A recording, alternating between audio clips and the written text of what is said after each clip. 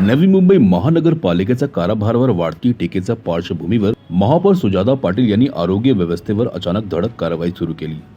महापालिकेच्या रुग्णांना अचानक भेट देत त्यांनी सुविधांची पाहणी केली, तसेच रुग्णांशी संवाद साधून तातडीने सुधारणा करण्याच्या सूचना अधिकाऱ्यांना दिल्या।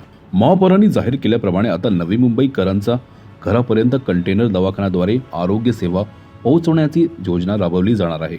तसेच महापालिका आणि खासगी रुग्णालयांना एका डिजिटल डॅशबोर्डद्वारे जोडण्याचा निर्णय घेण्यात आला आहे। महापालिकेच्या काही रुग्णालयांमध्ये जागेअभावी रुग्णावर हॉस्पिटलच्या बाहेर पार्किंग परिसरात कंटेनरमध्ये उपचार सुरू असल्याचे समोर आले। यामुळे नागरिकांमध्ये प्रश्न निर्माण झाला आहे की तात्पुरती सोय आहे की आरोग्य व्यवस्थेचे अपयश। महापौरांच्या भेटी आणि घोषणामुळे काही प्रमाणात आशा निर्माण झाली असली तरी नागरिकांना अपेक्षा आहे ती कायमस्वरूपी उपाययोजनांची। कंटेनर दवाखाने आणि डिजिटल डॅशबोर्ड आरोग्य व्यवस्थेतील समस्या सोडवू शकतील का, की फोर्टिसच्या जागेसारख्या मुद्द्यांवरही प्रशासन ठाम भूमिका घेणार? नवी मुंबईकर सध्या या प्रश्नांची उत्तरे शोधत आहे।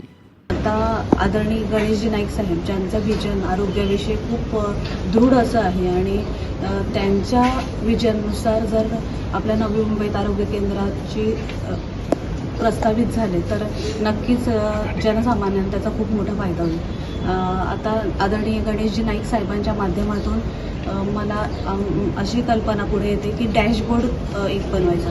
जसं की आपल्या नवी मुंबईमध्ये बरेचसे प्रायव्हेट हॉस्पिटल्स आहेत ज्यांना सिडकोकडून प्लॉट्स अलॉट झालेले आणि ज्यावेळी त्यांना ते अलॉट झाले तेव्हा त्यांच्याकडून ॲग्रीमेंट बनवून घेतला आणि त्या ॲग्रीमेंटमध्ये 10% कोटा हा लोअर इन्कम ग्रुपसाठी आहे आणि त्यांच्या माध्यमातून तशी कुठलीही सुविधा आजपर्यंत पुरवली जात नाही आहे। मग ह्या डॅशबोर्डवर आपण असं आणतो की पालिकेचे हॉस्पिटल्स सगळं जे प्रायव्हेट हॉस्पिटल ज्यांच्या 10% कोटा आपल्याला आहे असे सगळे हॉस्पिटल्स त्या डॅशबोर्डवर येतील। मी उदाहरण देते, जर आता म्हणजे रात्री अपरात्री एखाद्या महिलेला प्रसूतीसाठी आणलं आणि चेकअप नंतर समजलं की बाळाला NICUची गरज आहे, तर असा NICU जर आपल्या रुग्णालयात अवेलेबल नाही आहे म्हणजे वेकंट नाही आहे, तर अशा वेळी असं होतं की ती महिला प्रसूतीच्या वेदनेत असते, तिला सांभाळणारी तिची आई असते एकमेव आणि तिच्या नवऱ्याला इतर ठिकाणी NICU अवेलेबल होते का हे बघावं लागतं।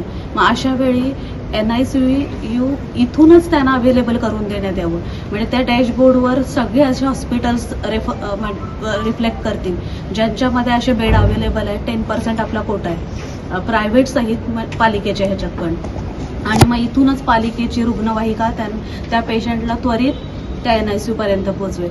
असंच ICUच्या बाबतीत पण आहे, म्हणजे ICU बेड अवेलेबल नसेल तर त्या डॅशबोर्डवर रिफ्लेक्ट करेल आणि इथल्या इथं त्यांना समजेल की कुठल्या हॉस्पिटलला जायचं आहे, म्हणजे रात्री अपरात्री ह्या हॉस्पिटलमधून दुसऱ्या हॉस्पिटलमध्ये दुसरीमधून तिसरीकडे जाऊची आवश्यकता पडणार आणि रुग्णांचा गोंधळ होणार नाही आणि जास्त चांगली सर्व्हिस आपल्या पेशंटना मिळेल।